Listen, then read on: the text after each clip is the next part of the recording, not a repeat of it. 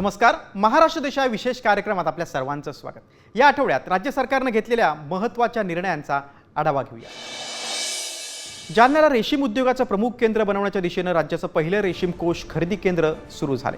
मुख्यमंत्री देवेंद्र फडणवीस यांच्या हस्ते या इमारतीचं लोकार्पण झालं. सिल्क, सीड आणि स्टीलमुळे SSS सिटी म्हणून ओळखल्या जाणाऱ्या जालन्यात रेशीमपासून कापड निर्मिती आणि निर्यातीपर्यंतची साखळी उभी करून स्वतंत्र जालनाई ब्रँड निर्माण करण्याचा निर्धार यावेळी व्यक्त करण्यात आला. मुख्यमंत्री देवेंद्र फडणवीस यांनी मुंबईतील विविध पायाभूत सुविधांचं लोकार्पण केलं. 2027 पर्यंत मुंबईकरांच्या सेवेत मेट्रोसारख्या 238 वातानुकूलित आणि स्वयंचलित लोकल ट्रेन दाखल होणार आहे. 2030 पर्यंत सर्व लोकल मेट्रोप्रमाणे होतील अशी महत्त्वपूर्ण घोषणा त्यांनी केली. सांताक्रूज चेंबूर जोडमार्गावरील भारतनगर ते वाकोला जंक्शन उन्नत मार्गाचं आणि चेंबूर मेट्रो स्थानकाचं उद्घाटन करण्यात आलं. त्यामुळे पूर्व पश्चिम वाहतूक कोंडी टळून प्रवासात 35 मिनिटांची बचत होईल. तसंच ठाणे बोरिवली अंतर अवघ्या 15 मिनिटात पार करणाऱ्या देशातील सर्वात लांब दुहेरी भुयारी मार्गासाठी TBM अर्जुनाचा शुभारंभ देखील यावेळी करण्यात आला. या प्रकल्पांमुळे मुंबईच्या दळणवळणाला गती मिळेल. या कार्यक्रमाला उपमुख्यमंत्री सुनेत्रा पवार देखील उपस्थित होत्या. देशातला सर्वात मोठा ट्विन बोगदा हा आपण ठाणे बोरिवलीच्या दरम्यान करतोय.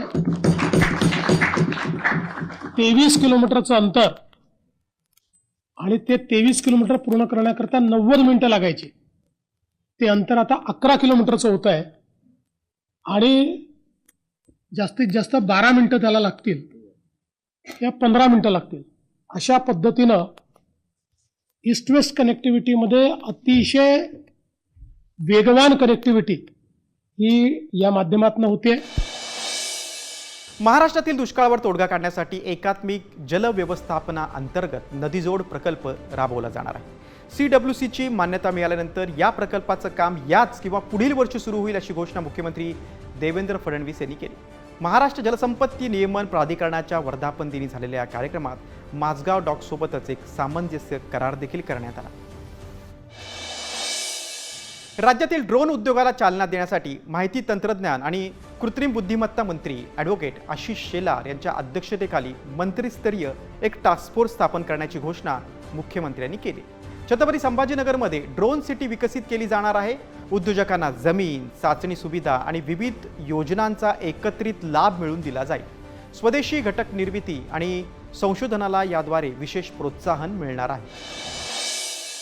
महाराष्ट्रात महिलांचा श्रमशक्ती सहभाग वाढवण्यासाठी शासनाचा कौशल्य विभाग आणि IPE ग्लोबल लिमिटेडमध्ये सामंजस्य करार झाला आहे. या राज्यस्तरीय अभियानाद्वारे 2026 ते 2030 या दरम्यान 15 ते 29 वयोगटातील 3 लाख तरुणींना खासगी क्षेत्रात वेतनाधारित रोजगार आणि 1.5 लाख तरुणींना प्रशिक्षण देण्याचं उद्दिष्ट आहे. सुरक्षित कार्यस्थळ, वसतिगृह आणि वाहतूक सुविधांच्या माध्यमातून महिलांच्या आर्थिक सक्षमीकरणाला चालना मिळणार आहे.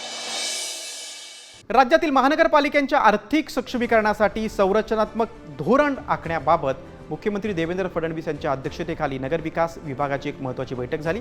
सह्याद्री अतिथीगृहात पार पडलेल्या बैठकीला उपमुख्यमंत्री एकनाथ शिंदे, उपमुख्यमंत्री सुनेत्रा अजित पवार आणि काही वरिष्ठ अधिकारी उपस्थित होते.